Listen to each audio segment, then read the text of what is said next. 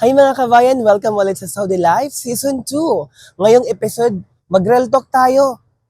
Toxic workplace at survival tips. Kasi to be honest, hindi sa lahat ng trabaho sa abroad madali.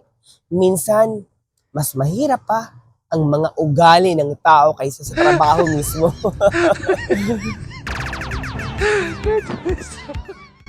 Dito, iba-iba ang boss mo. May mga boss na mainitin ang ulo. May mga katrabaho na mahirap pakisamahan. Tapos ikaw, tahimik lang kasi ayaw mong magkaroon ng gulo. Ang hirap, di ba? Pero kabayan, tandaan mo, hindi mo kailangan makipagsabayan sa gulo. Mas matatag ang taong marunong manahimik kaysa sa taong puro reklamo.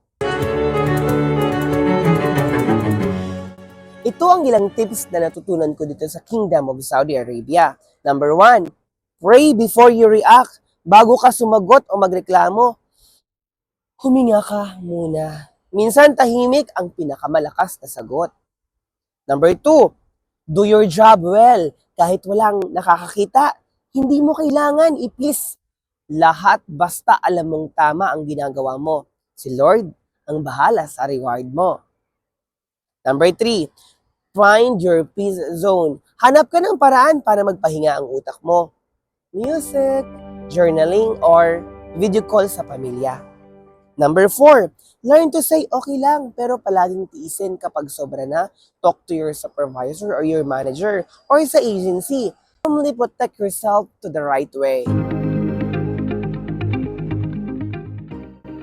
Alam mo kabayan, hindi mo kontrolado ang ugali ng ibang tao, pero kontrolado mo kung paano ka mag-react. Kaya huwag mong hayaan sirain ng toxic people ang purpose mo. Sa trabaho lang yan.